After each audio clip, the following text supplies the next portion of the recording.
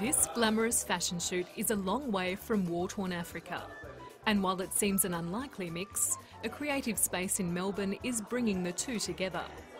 The Social Studio opened its doors late last year and is changing the face of an industry renowned for its shallow facade.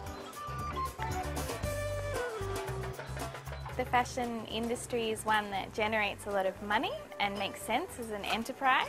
It's very creative and it allows people to express something of themselves and their culture and their identity.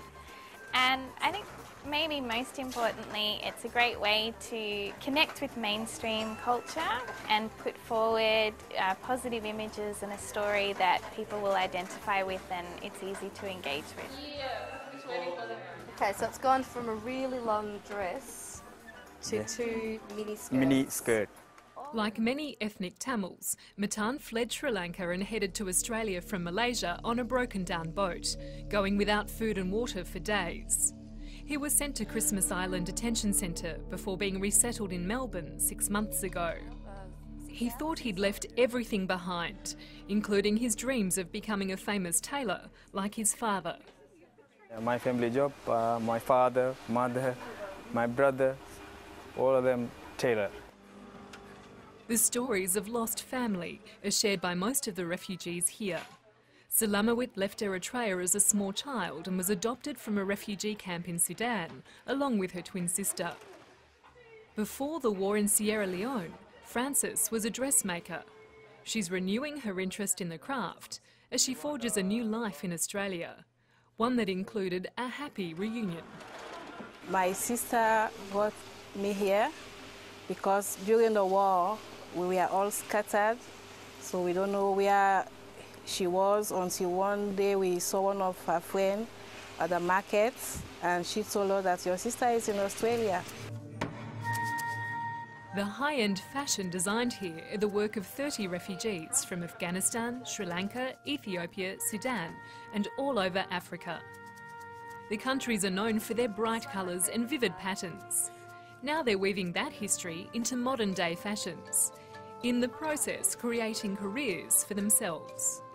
Some of our young designers bring centuries of history and culture and artistic traditions and skills, craft that, we've lost because of the invention of technologies and industrializations. A lot of our young designers also bring an incredible feel for contemporary fashion and design and a real ability to take risks and experiment and to use wild and vivacious colours and styles and draping and the results are just, they're really amazing. Every day something new. The studio is not just giving a second chance to its designers. Even the materials are recycled. Excess stock from the fashion industry is transformed into one-off creations. So this was like a really big t-shirt dress. It was massive. So I was like, okay, I can pull that apart. For new migrants, finding work in Australia is often difficult, especially without language skills and qualifications. The Social Studio is helping Australia's new arrivals to overcome these barriers and showing that through creativity, they have a lot to contribute. For people that are newly arrived who might lack confidence, might lack education because of being displaced from their home countries due to war, who may have spent a long period of time in a refugee camp, there's a entrenched and subtle but ever-present racism in Australia as well.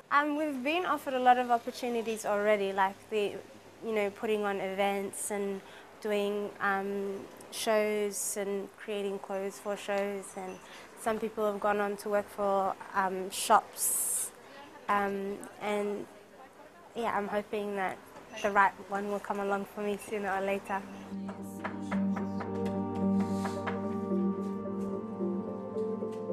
In less than a year, 3 of the budding designers have moved on to full-time employment with one of Australia's top couture designers, Mariana Hardwick.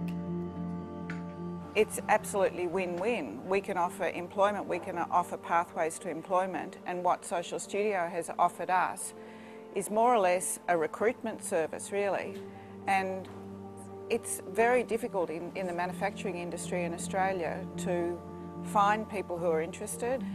It's sort of a dying art. But we embarked on it certainly, you know, out of a philanthropic intent.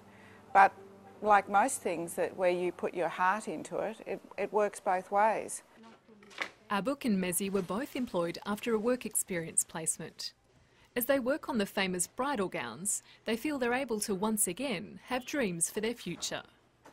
I don't know what will be next, but still I'll keep hope. I'll continue the fashion designing and learning and have my own label in the future maybe. Abuk has not seen her mother in Sudan for 20 years, but this job allows her to send money home.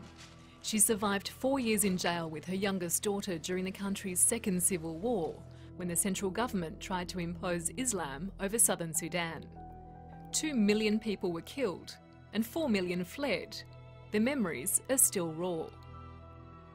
I got 4 years when the police caught me, 4 years inside. When I came out, I don't know what is the people gone. When I inside, I don't know the people where is it, and my mom and my dad and my